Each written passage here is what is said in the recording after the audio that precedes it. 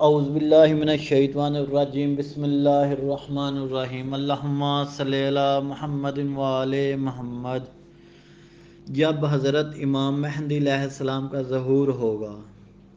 سب سے پہلے حضرت امام مہدی علیہ السلام فرمائیں گے، جو حضرت آدم علیہ السلام کو دیکھنا چاہتا ہے وہ مجھے دیکھے، جو حضرت نوح علیہ السلام کو سننا چاہتا ہے وہ مجھے سنے،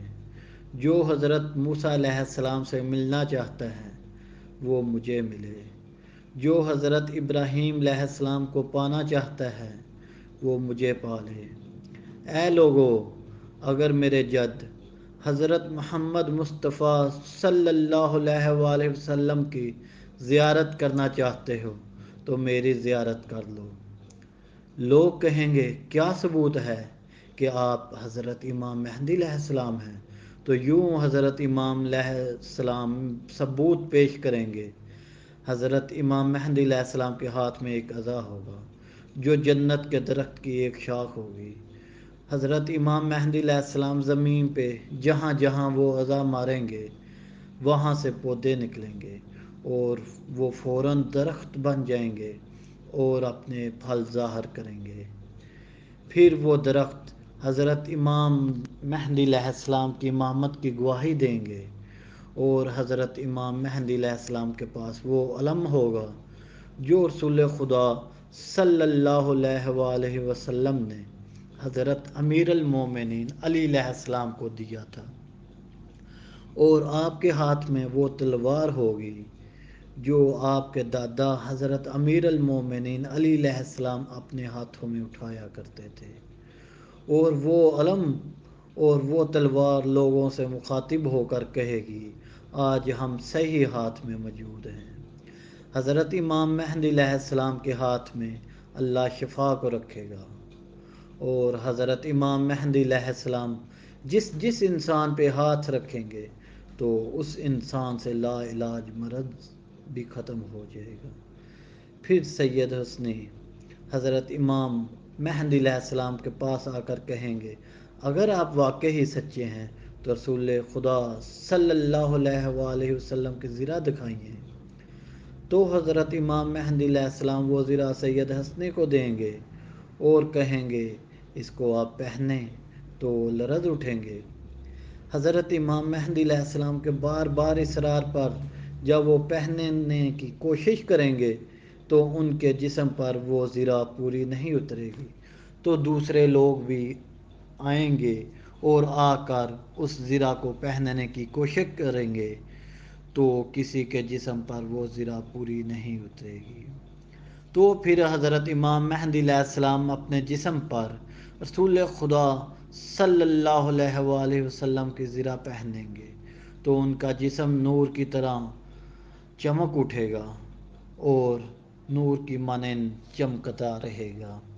تو لوگ ان کے ہاتھوں کو چومنا شروع کر دیں گے، تو اتنے میں آسمان سے 3313 فرشتے آئیں گے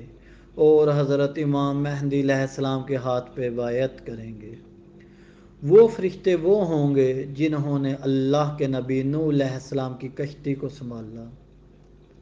حضرت ابراہیم علیہ السلام کی آگ کو ٹھنڈا کیا، حضرت موسیٰ علیہ السلام کی قوم کو دریائے نیل سے پار کروایا تھا۔ پھر اللہ کے نبی حضرت عیسیٰ علیہ السلام حضرت امام مہدی علیہ السلام کی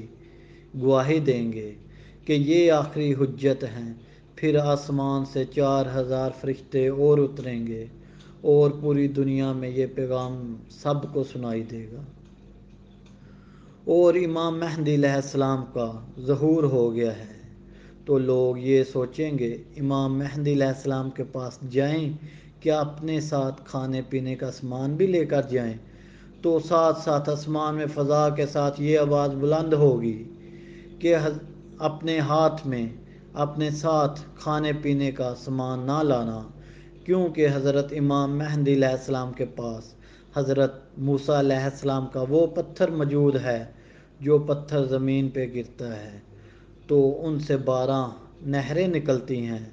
جو ان سے پانی پیتا ہے تو ان کو نہ بھوک لگتی ہے اور نہ پیاس۔ تو اللہ نے اس دنیا میں اللہ نے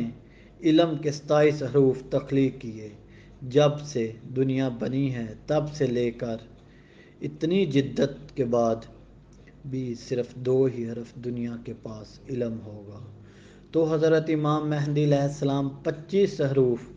علم کے باقی ظاہر کریں گے، تو دنیا اس علم کو دیکھ کر حیران ہو جائے گی، اور سب سائنسدان ریسرچ کرنے والے امام کی امامت کو قبول کریں گے۔ حضرت امام مہدی علیہ السلام کا ظہور اللہ کے گھر سے ہوگا، اور امام مہدی علیہ السلام کا پہلا خطبہ خانہ کعبہ سے دیں گے، تو پھر آپ روضہ رسول صلی اللہ علیہ وآلہ وسلم کی طرف رخصت ہوں گے، اور وہاں سے کوفہ کی طرف روانہ ہوں گے۔ آپ کی حکومت 309 سال تک زمین پہ قائم ہوگی، تو یوں زمین سے غریب اور امیر کا فرق ختم ہو جائے گا، تو لوگ ایک دوسرے کا دل کبھی نہیں توڑیں گے، کوئی بھی کسی پہ ظلم نہیں کرے گا، ہر کوئی ایک دوسرے کا احساس کرنے لگے گا، محبت امن کے ساتھ ہر انسان زندگی بسر کرنے لگے گا، تو یوں یہ دنیا جنت کا عکس بن جائے گی۔ اللہم صلی علی محمد و آل محمد۔